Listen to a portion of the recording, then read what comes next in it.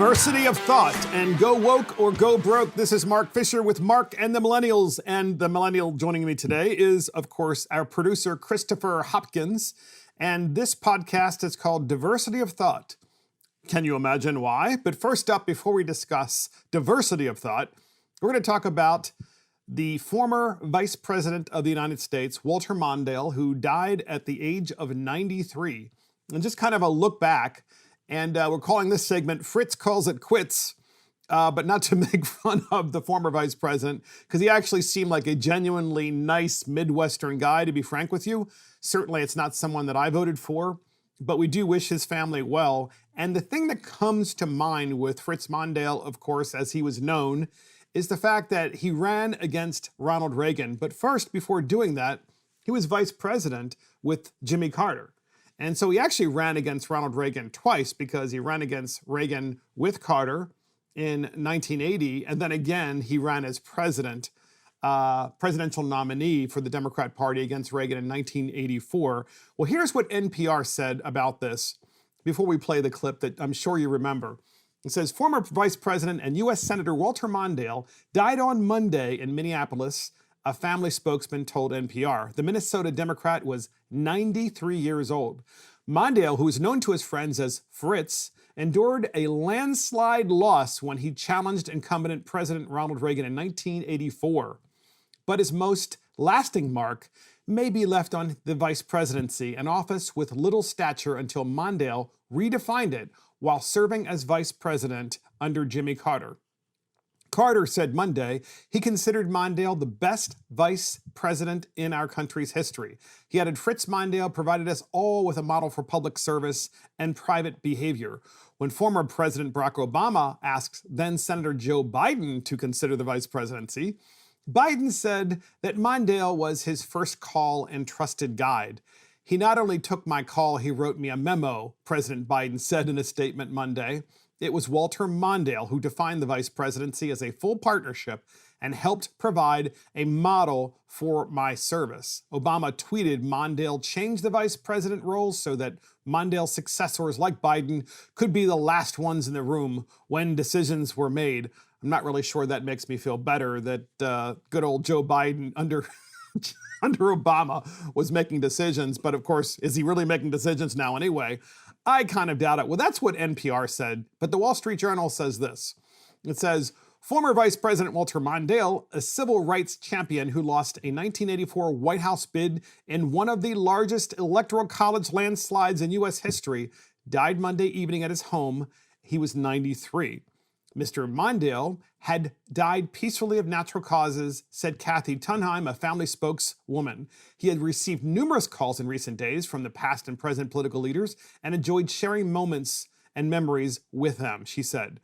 Mondale, the 42nd vice president, was credited with boosting the status of his office with his deep involvement in shaping policy, influencing administration appointments, and conducting foreign policy negotiations.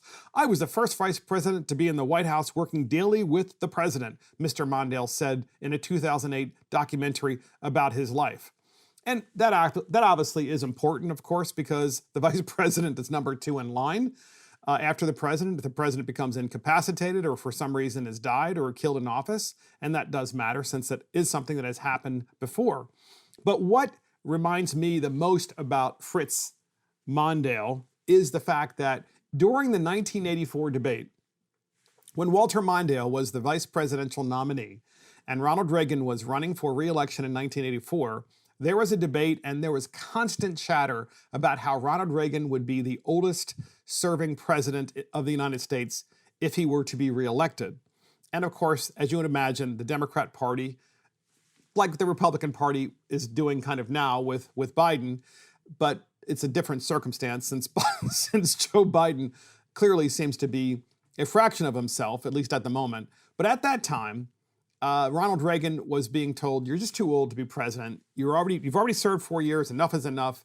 But Reagan was phenomenally popular. So he was going to have to address this issue in the debate.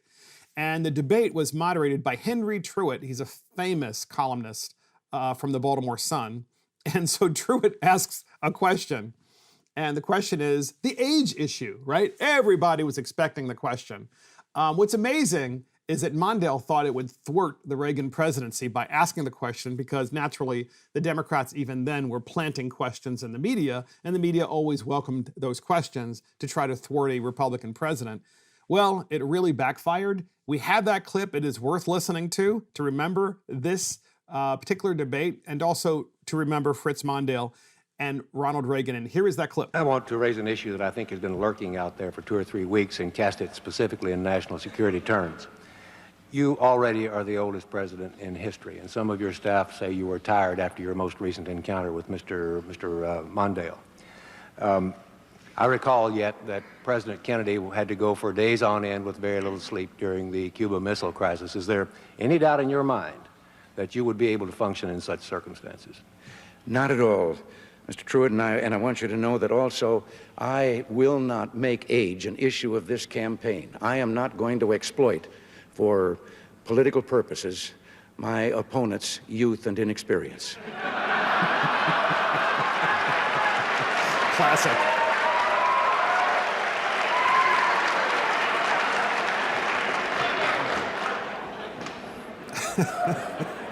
Even the moderator's laughing. If I still have time, I might add, Mr. Truitt, I might add that it was Seneca or it was Cicero, I don't know which, that said, if it was not for the elders correcting the mistakes of the young, there would be no state. So there you go. So you have to understand that the moderator, Henry Truitt of the Baltimore Sun, was just laughing out loud at the response, because Ronald Reagan had a great way of being very self-deprecating. And at the same time, he would use humor to be self-deprecating, and that's something that's badly missing in politics. And also Ronald Reagan went on to beat Mondale, because it was that moment when the campaign completely was turned upside down, and everybody realized, you know what, age really isn't an issue, at least not in this campaign. And the only state Walter Mondale won in the general election in 1984 was his own state of Minnesota. He lost the other 49 states. And actually, I don't remember the last time that has happened. I think it's the first time it's happened in my lifetime, and it has not happened since. But it tells you the strength of Ronald Reagan.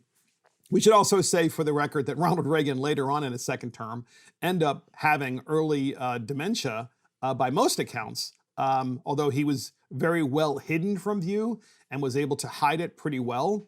And it does make you wonder about Joe Biden, who is showing, in my opinion, early stages of dementia from the first day he got into office, which really makes you wonder. But that's why this particular segment is important to remember. So we do remember Fritz Mondale, who died at age 93. So next up, podcast listeners, this podcast, of course, we promised you would be about diversity of thought. There's a lack of diversity of thought in America, especially on the left, where there's only one way of thinking. We've talked about this before, but you know what we've never talked about before? Is when someone who is black and an elected black official actually says those words, that there needs to be more diversity of thought in public schools in K-12. Can you imagine? Well, here's the thing. North Carolina Lieutenant Governor, his name is Mark Robinson, I believe. Yes, he's the Lieutenant Governor of North Carolina. His name is Mark Robinson. He ran for office as the Lieutenant Governor last year. Now remember, in North Carolina, the Lieutenant Governor does not run on a ticket with the governor. The Lieutenant Governor runs separately and on their own. So as a result, last November, this gentleman, Lieutenant Governor Mark Robinson, was elected. And he's black. And he's Republican, by the way, very important. But a Democrat won the governor's office. So you have a Democrat governor who is white and a Republican governor in North Carolina, a Republican lieutenant governor, in North Carolina, who is black. Something that you would not really expect, especially in North Carolina, or quite frankly, any state for that matter. It's important because this gentleman is the real deal. And he is working to try to get rid of and to root out left-wing indoctrination in schools. And so here's what the Federalist says. We're going to read a little bit of that before we play the clips, which are extraordinary, I must tell you.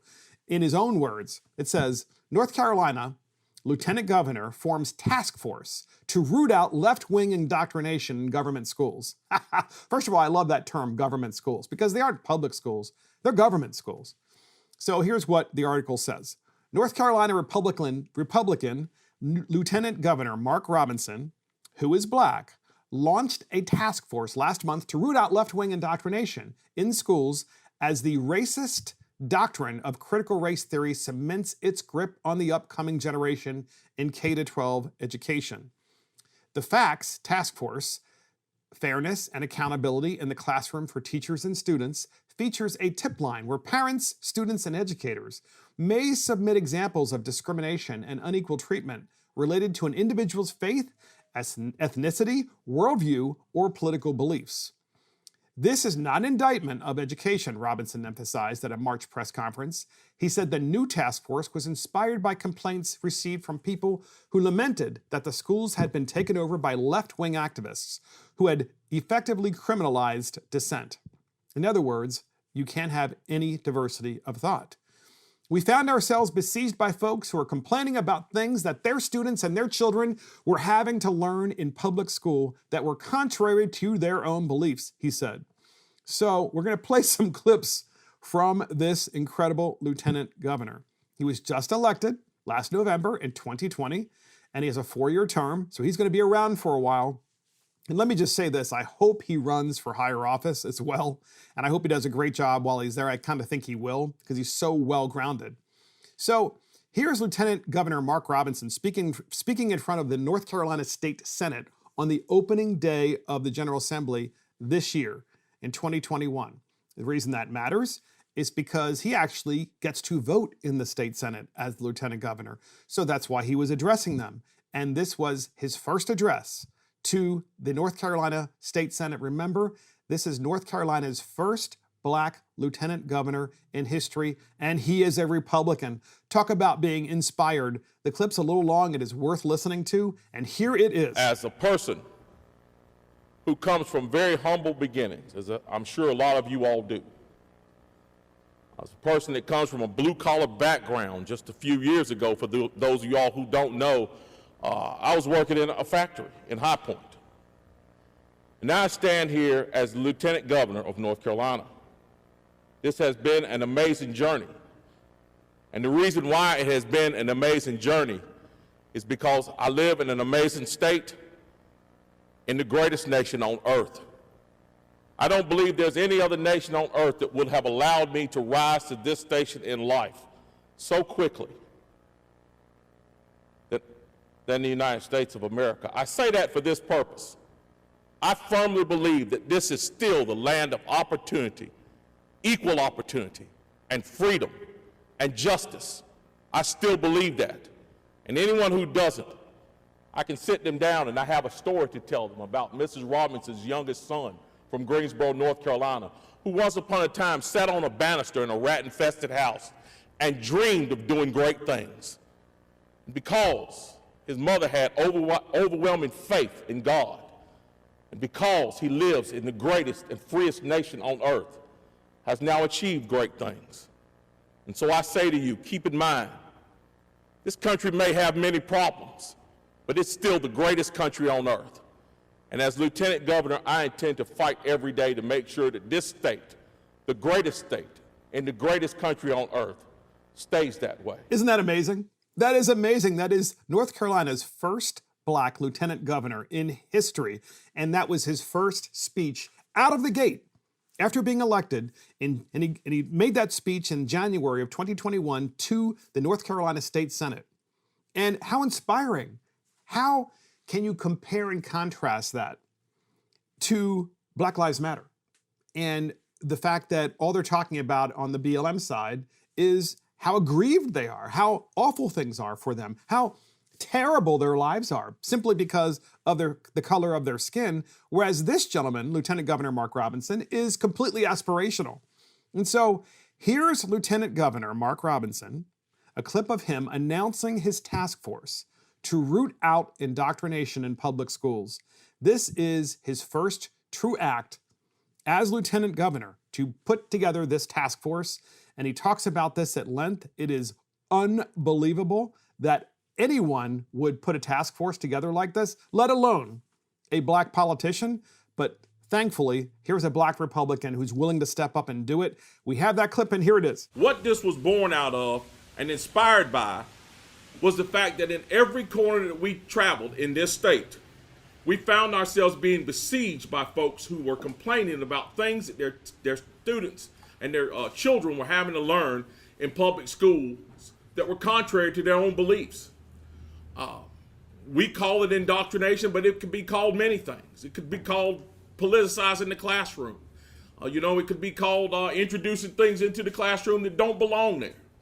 But we see that in every corner, and we received numerous complaints about it, both while we were on the campaign and since we've been lieutenant governor. And so thinking about how we could tackle the problem, we realized one thing. We realized heretofore there has not been a place where this data could be brought to, disseminated, and compiled. And that's what we're seeking to do with this task force. We want this task force to be a resource for parents and students who feel that they are unable to tackle the issues that they are facing in their schools. And trust me, folks, that is happening in this state. It is happening in this nation. There are parents and teachers who are literally afraid to speak up against school boards, against principals, against administrators. And folks, that has got to stop. 100% true. And it's happening all across the country where public school systems and the boards of education and the superintendents of those public school systems are implementing critical race theory and teaching children to not only hate themselves, but to hate their country and to teach them to pit themselves against people of other races and to hate them as well. It is disgusting. And thank God there's this Lieutenant Governor, Mark Robinson, who's finally putting a task force together, at least in North Carolina, and trying to fix this. Moreover, I can tell you from my own personal experience, I've had teachers in my own county, which is not in North Carolina, but is in the state of Maryland, send me documents that they were calling training documents, and the Board of Education is requiring of the teachers to have these training documents and take these courses concerning critical race theory. And here is an example. One such example is that if you're white and you're Protestant and you're male and you own your own home, you are on top of the food chain and you're on top of that chart, and therefore you should be brought down to a lower level and you should be ignored in the public school system because you have white privilege and you have the most privilege of anyone else on that food chain. It's absurd. It's absurd because it's judging people by the way they look, which of course we all know is not true. We are individuals. We are not part of identity groups. And that's exactly what Lieutenant Governor Mark Robinson is trying to fix. And he has one heck of a task ahead of him, of course, in the public school system in North Carolina, as most of us do in the public school systems across the country, because this destructive critical race theory curriculum is going to destroy our public school systems across the country, and of course, going to destroy our children. So here's PBS North Carolina interviewing Lieutenant Governor Mark Robinson about some of his goals and just about who he is and so forth. And we have a new love affair with this guy because he's just a new rock star as far as I'm concerned. And by the way, I bet you no one in the media has even talked about this guy. Why do you suppose? Because he's black and because he's Republican. But meanwhile, he's a rock star because he's coming forth with all of these ideas and solutions. So nonetheless, here's PBS North Carolina interviewing Lieutenant Governor Mark Robinson. We got that clip and here it is. One of the things that have been a topic of conversation over this last election cycle is the support that African Americans tend to show overwhelmingly for Democrats. How would you, or do you have anything to say to an African American who approaches this or views this like, well, he's black, but he's a Republican, so I don't know if that's something I can get behind or something I can support? Well, one of the things that I greatly hope to see over the next few years is that we see more diversity of political thought amongst black people in this nation. We see black people branching out into all forms of in the workforce, in entertainment, in business, in athletics. We are branched out. We are achieving at the highest levels of in every aspect in this nation. And I would really like to see more diversity of thought because I know it's out there. Diversity of thought, yes.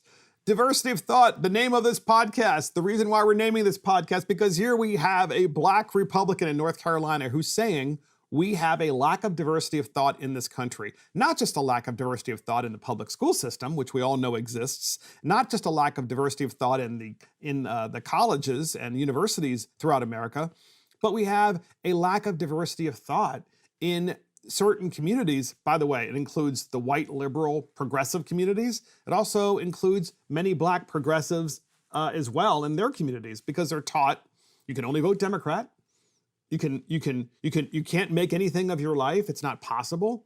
And what this guy is saying, what Lieutenant Governor Mark Robinson is saying, look, we have people who are black who are across all different kinds of fields and in different industries, and they're highly successful. We should be looking at them as role models, and we should be telling children that you can do anything in this great country. Just as he said in the first clip that we played, when he was speaking, Mark Robinson, was speaking in front of the North Carolina General Assembly, in front of the state Senate, and saying, you can do anything. Look at me. Look what I have accomplished. I'm the lieutenant governor of this state.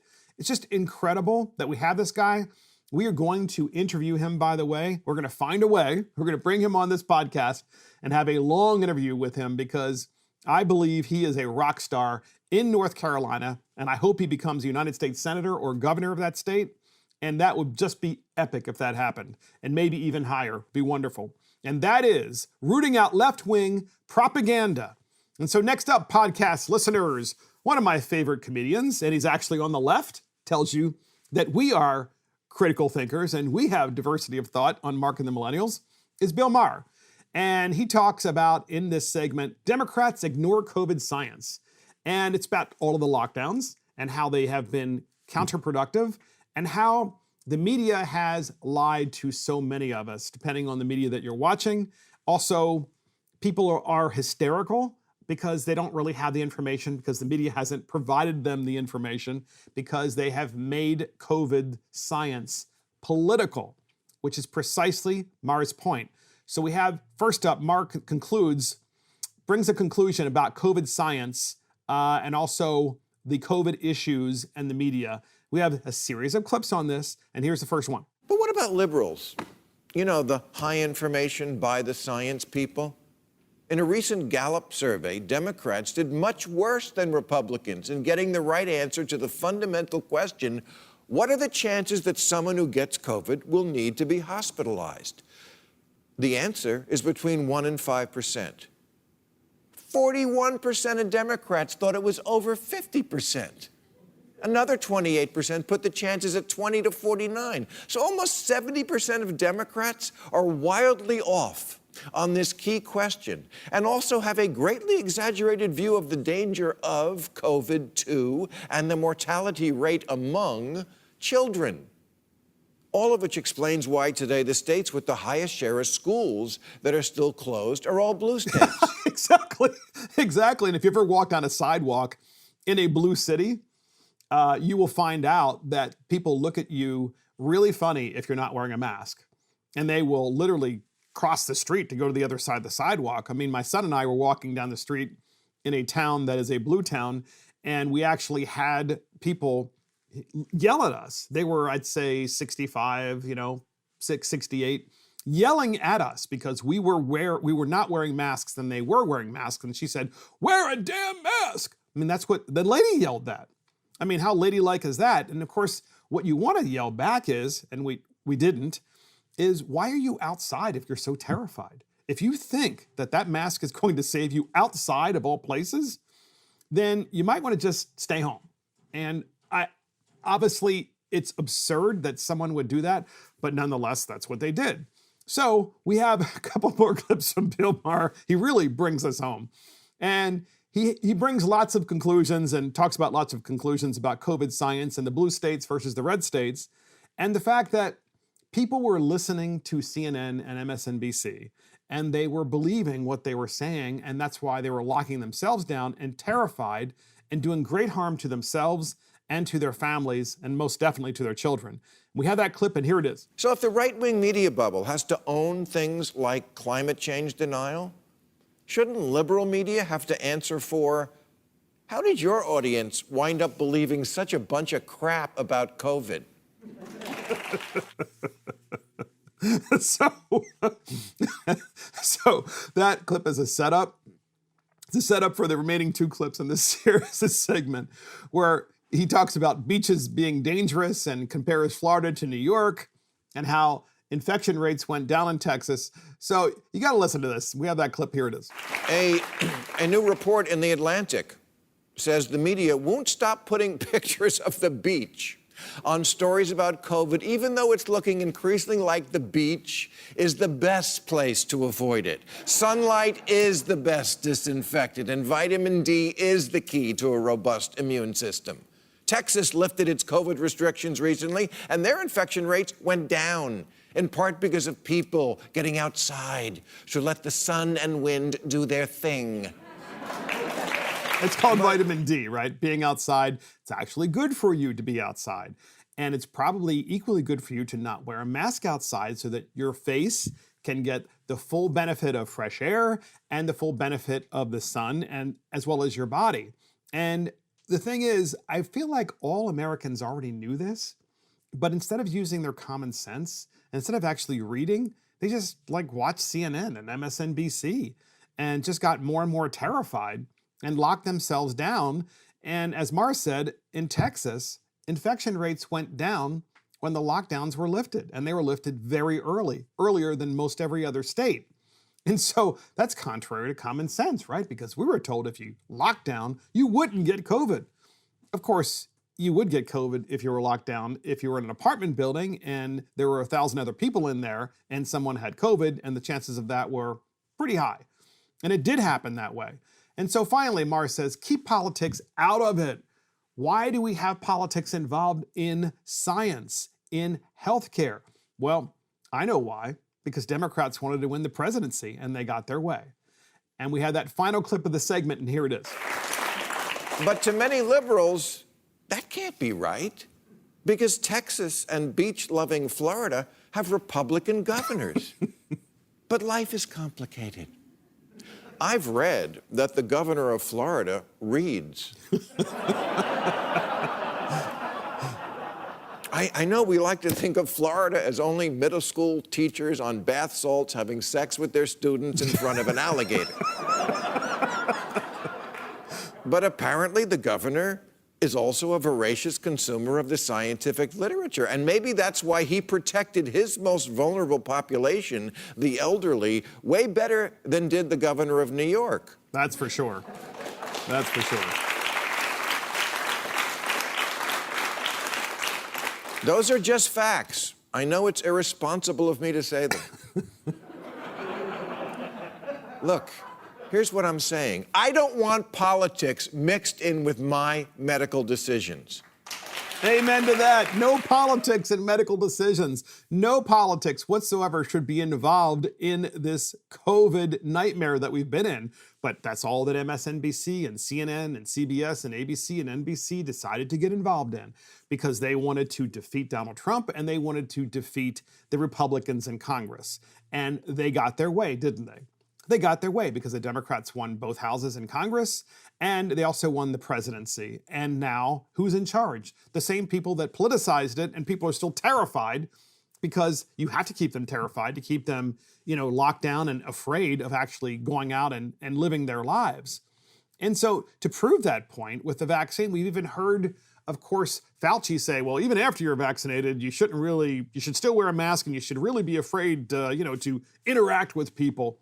By definition, I don't know about you all out there in podcast land, but by definition, I always thought that the word vaccine meant you're safe, right? You're vaccinated means you're safe. Nothing further can happen to you with respect to that bad thing that you just got vaccinated against, but not according to Fauci, which makes you wonder if the scientists aren't following the science too, or if we're just being lied to.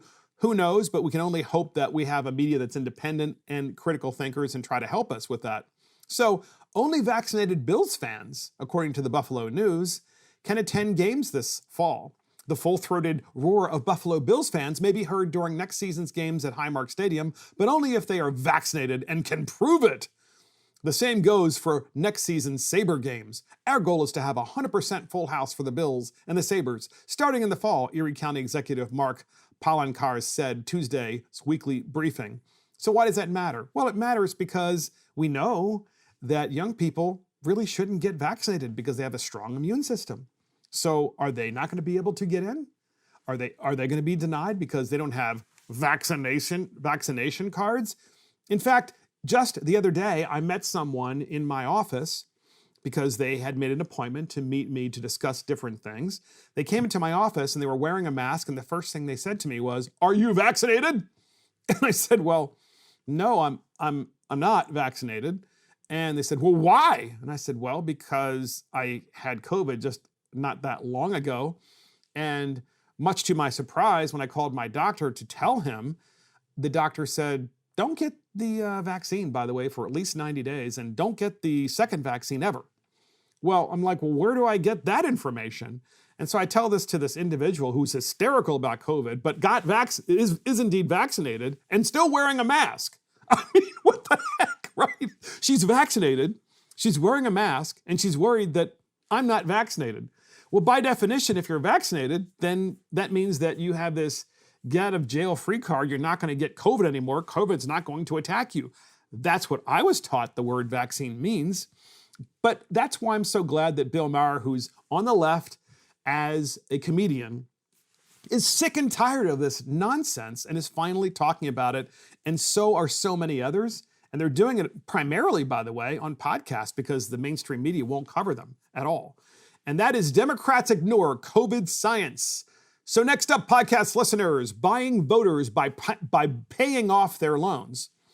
Buying voters by paying off their loans. Well, this is going to make you really upset. So the American Rescue Plan, that is the recent stimulus that President Joe Biden just signed, right? The massive stimulus bill. As you can imagine, when you have a stimulus bill that's $2.7 trillion, that's close to $3 trillion. When you have that much money, obviously there's going to be enormous mischief inside the bill. And I'm sure that most congressmen and senators don't even know what's inside the bill. And quite frankly, most people don't know. Why? Because the bill is massive. Because how do you spend all that money just explaining it in just one page? Obviously, they're going to have thousands of pages explaining where the money is going and for what purpose. So the American Rescue Plan, the stimulus bill, as it was called, has debt relief in it for socially disadvantaged borrowers. Let me say that again. It has debt relief for socially disadvantaged borrowers who also happen to be farmers. And here is what it says from the United States Department of Agriculture website, right? A federal website.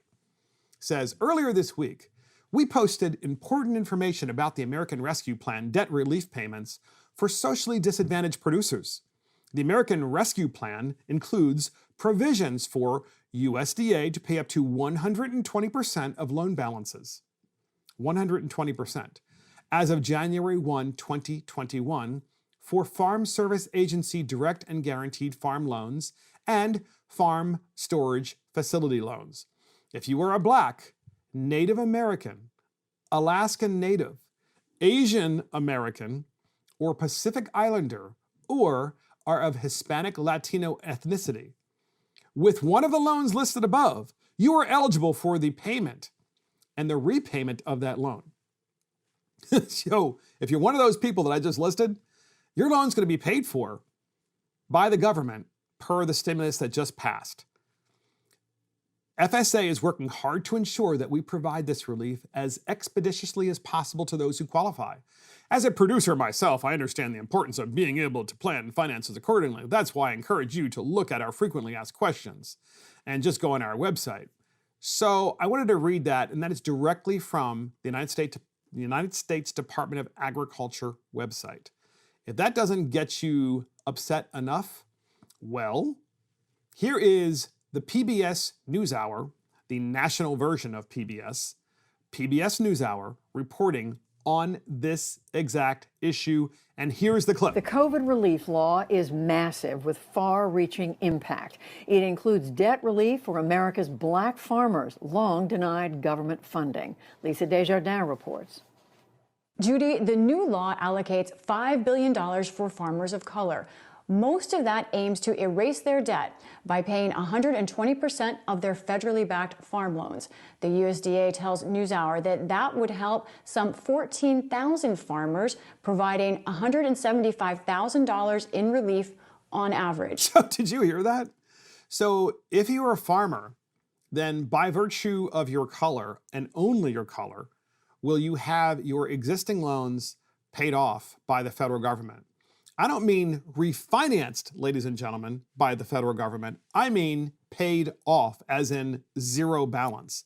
That's in part what that $2.7 trillion stimulus is going to pay for. Can you imagine all the other junk that's in that bill? And why does that matter? It matters because the bill that passed that's going to pay off your loan from your farming activities doesn't take into account whether or not you're a really bad farmer or not, right? You could be the world's worst farmer and also happen to be black or happen to be Hispanic or happen to be Asian. And the government's like, it doesn't matter because you're disadvantaged. That must be the reason why your farming is really bad because you're disadvantaged and we're going to just pay it off. What a bunch of nonsense. What a bunch of nonsense. I mean, here's an idea. Maybe refinance people's loans and give them a lower interest rate. But what you're doing is you're literally transferring a massive amount of wealth to these individuals, irrespective of what they own or don't own, and whether or not they're good or bad at what they do. And how about everybody else? How about the struggling farmers in the rest of the country? Well, according to PBS NewsHour, if you actually watch the entire segment, which is several minutes, they tell you, well, it's because of systemic racism. And there aren't very many farmers in the United States, and they're not very good at it because they were never able to borrow money and so forth. I got to tell you something. If I were a farmer, I would be really upset at this. And I'm just concerned in general that what we're trying to do here is to buy votes. And so that's why we're calling this segment Buying Votes by Paying Off Loans or Paying Off Farmers' Loans. Because the USDA is not just paying off loans for socially disadvantaged people, they're paying 120% of the loan off. Let me say that again, 120%. So the loan is 100%, and then so what's the other 20% of the loan? It's going into your pocket.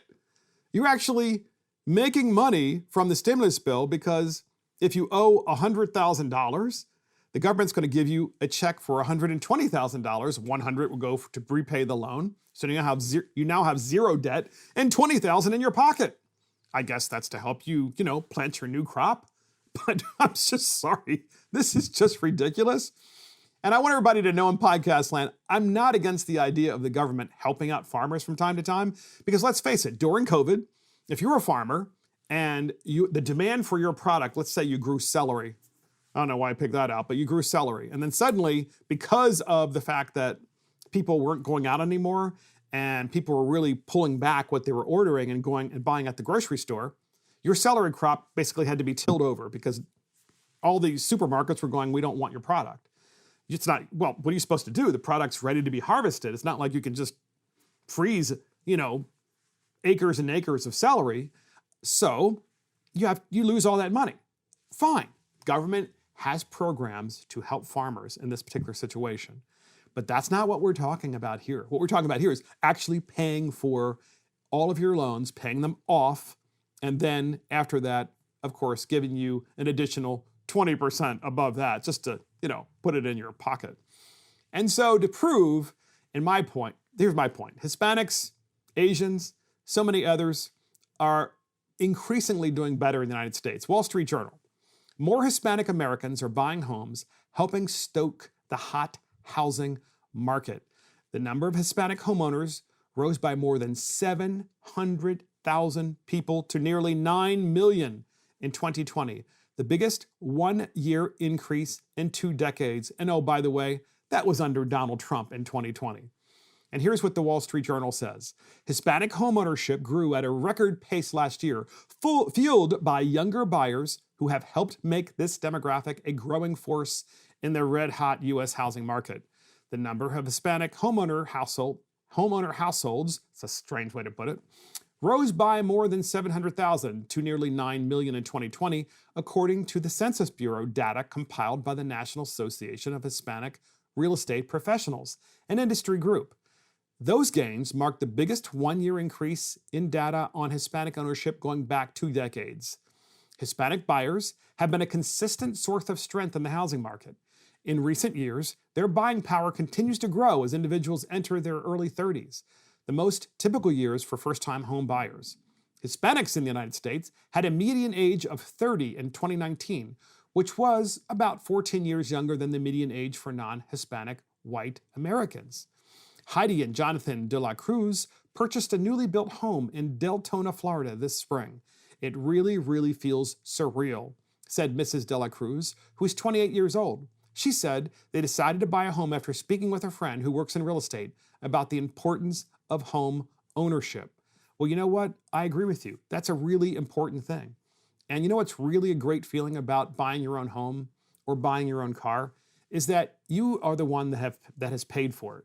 You've paid for it. You've earned the money and will be earning the money to pay for that home, to pay for that car, to pay for that lifestyle that you want. But not if you're a farmer who is socially disadvantaged, including Black, Hispanic, Asian Americans, Native Americans, just go on and on and on, because your loan will be paid off and you get 20% profit to hang on the side. It's just absurd. It's absurd because it's so gross about how Democrats at the national level are trying to buy votes.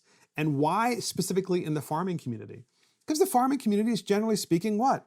Conservative. So they're trying to buy off people who are in that community who generally probably are much more conservative than their counterparts in cities, no matter their color. We all know that that is so. And they need to do that because they want to break up the Republican monopoly in the farming community by basically paying people off. It's ridiculous. And by the way, also pitting people against each other. It's disgusting. And that is buying voters by paying off their loans. Next up, podcast listeners, we have Go Woke or Go Broke. And it is boycotting Home Depot. So, Georgia faith leaders have decided that they're going to boycott Home Depot over the voting law in Georgia. Black religious leaders representing more than 1,000 churches in the state of Georgia are planning a warning shot for other Republican-led states that are trying to limit voting access. That's what the New York Times wrote. You gotta love that. Limit voting access. An absolute and utter lie by the New York Times. But I still have to read it to make you upset. And here's what they say in the New York Times. A major coalition of Black faith leaders in Georgia representing more than 1,000 churches in the state will call on Tuesday for a boycott of Home Depot, arguing that the company has abdicated its responsibility as a good corporate citizen by not pushing back on the state's new voting law. The call for a boycott, led by Bishop Reginald T. Jackson, who oversees all 534 African Methodist Episcopal churches in Georgia, represents one of the first major steps to put significant economic pressure on businesses to be more vocal in opposing Republican efforts in Georgia and around the country to enact new restrictions on voting. We don't believe this is simply a political matter, Bishop Jackson said in an interview. This is a matter that deals with securing the future of this democracy, and the greatest right in this democracy is the right to vote. Home Depot, Mr. Jackson said, demonstrated an indifference, a lack of response to the call, not only from the clergy, but a call from other groups to speak out in opposition to this legislation. While boycotts can be challenging to carry out in ways that put meaningful pressure on large corporations, the call nonetheless represents a new phase in the battle over voting rights in Georgia, where many Democrats and civil rights groups have been reluctant to support boycotts, viewing them as risking unfair collateral damage for the company's workers. So here's the thing. Here's the thing. Home Depot is based in Georgia. Because Home Depot did not come out front and center and say, we think that voter law is terrible in Georgia, and said because they were silent on the issue, because they're a corporation and they're not involved in politics, they're supposed to be selling stuff for your home. That's why they're not speaking out against this or speaking for it. Because they didn't speak out, the Georgia faith leaders have decided, well, we're just going to make sure that they go broke because they're not woke. And so here's NBC News reporting on boycotts of businesses in Georgia over the Georgia voter law. These are the businesses that the faith leaders are going after to make sure that they come out front and center against this new Georgia voter law. And at the end, we have NC Ufat, who's speaking in this interview. She's the COO of the New Georgia Project, the CEO of the New Georgia Project. And she talks about the bill is about voter suppression, the biggest lie on the face of the earth. But we had that clip, and here it is. And across the internet, growing calls to boycott Delta Airlines, Coca-Cola, and Home Depot, all Georgia-based giants. The message that I want them to take away from this is that voter suppression is bad for business. It's bad for your bottom line. So that is the ultimate go woke or go broke. The message we want to deliver to the businesses is that if you don't speak up on this law, we're going to make you suffer financially. And therefore, you better speak up. So here's the thing. Where does that end, right?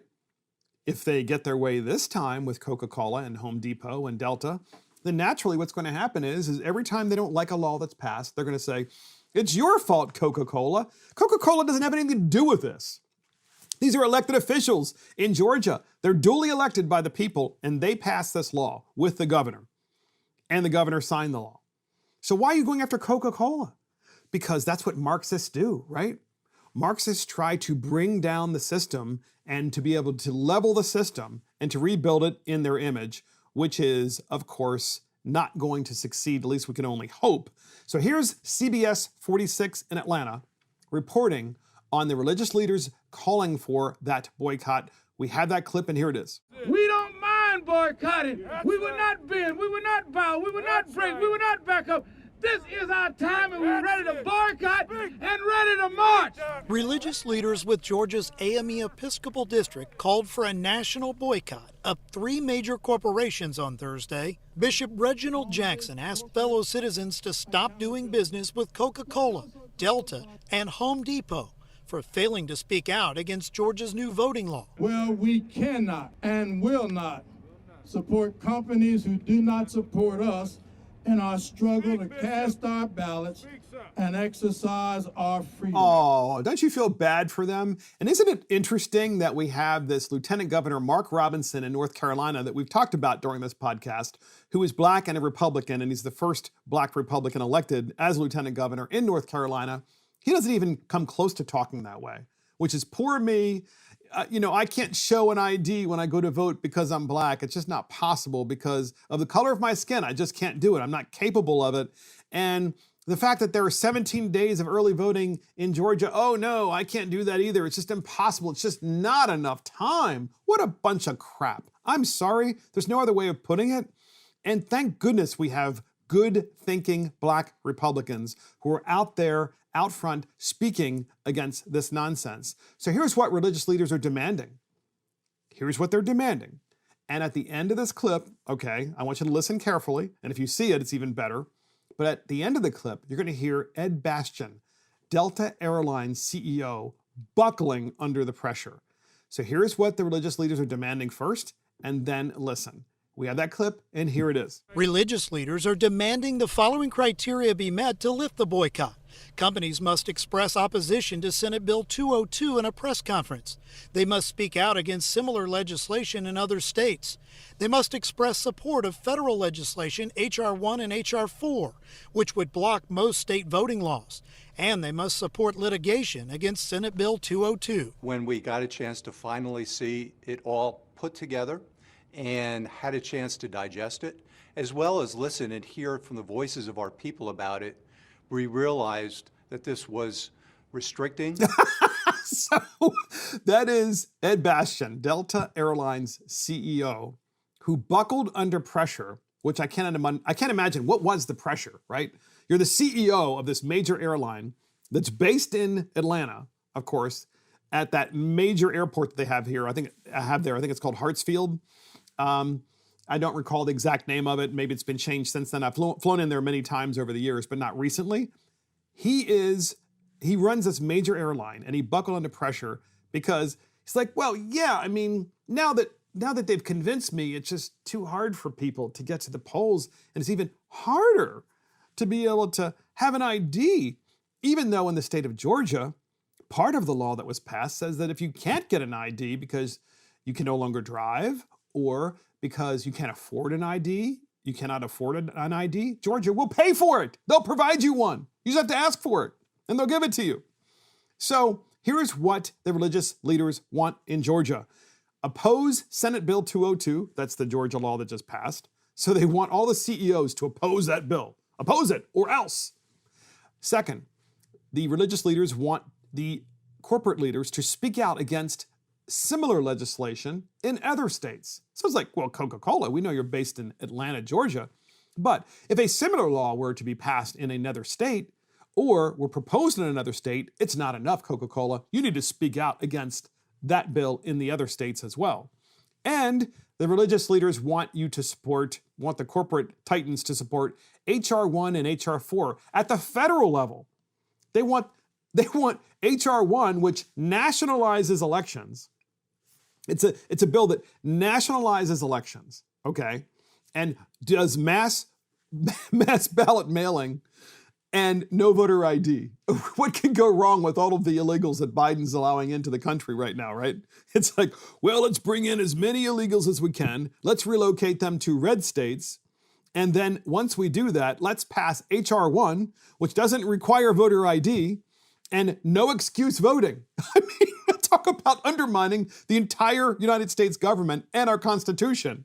I mean, so the black leaders in Georgia have taken the Georgia law and expanded it to the United States of America, saying, we want H.R. 1 and H.R. 4 passed, and if you corporations don't do what we say, we are going to not buy your product, and we're going to actually start suing you, saying you're discriminating against us. It's just disgusting.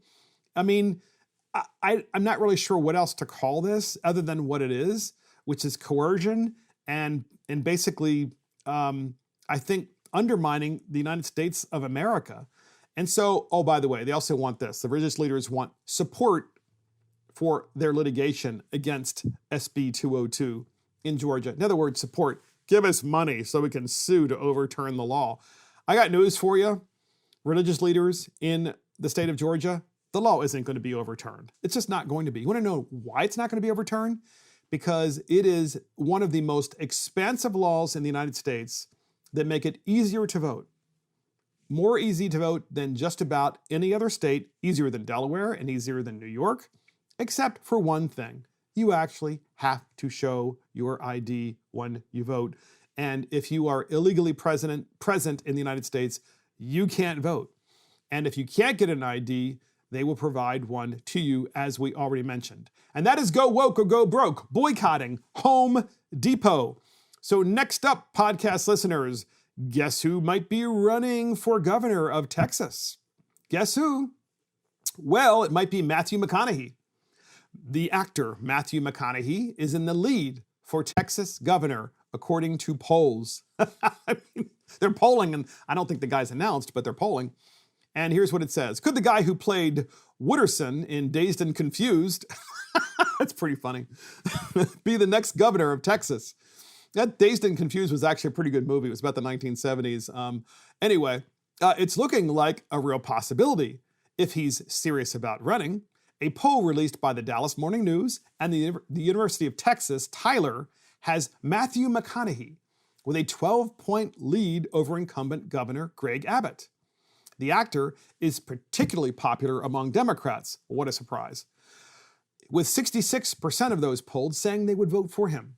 44% of independents said that they would vote for McConaughey, while 30% of Republicans said they would cast their vote for him too.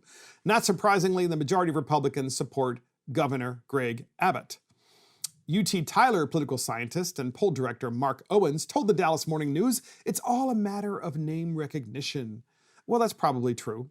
He says Matthew McConaughey gets a huge boost from tremendous name recognition and recognition for what he does to help Texans and add to the celebration of the state's successes. Most of our survey respondents know his story, but many are waiting to see how he opens his next chapter. who obviously, this is the media fawning over him, and they want him to run so badly. Certainly they want him to run as a Democrat. Honestly, I don't know if he's a Democrat or Republican. He might very well be a Republican. I mean, it's entirely possible. I don't know. But wouldn't it be funny? Wouldn't it be funny if he did run as a Republican and all the Democrats were like, I don't support him now. I never liked him as an actor. He's a really bad actor. I mean, you can totally see that. And first of all, none of us know what he actually believes in. But this goes to show you the Democrats are so desperate in Texas to take it over that they will have anyone run that they think can win because they just want to flip the state of Texas blue. And the best way to do that, of course, is to get, somebody who's from Hollywood to run, and at the same time keeping the borders open and having tens of thousands and hundreds of thousands of illegal immigrants move into Texas and, then switch the Texas voting laws so that you don't need voter ID, and then all those people can vote. It's so obvious they're trying to do it across the country. Well, and that is, of course, Matthew McConaughey for Texas governor. I can't wait to see that. Maybe him against, what's the other guy, the really crazy guy in Texas, the one he ran for president of the United States? He ran against Ted Cruz, then he ran for president of the United States. You guys out there in podcast land, I'm sure you remember him. He probably one of the dumber campaigns in American history. And anyway, thank you for listening. That's it for Mark and the Millennials. This is Mark Fisher. Thank you to our producer, Christopher Hopkins. Check us out on iTunes, Spotify, YouTube, Facebook, Twitter, Parler, Rumble, and our website. See you next time.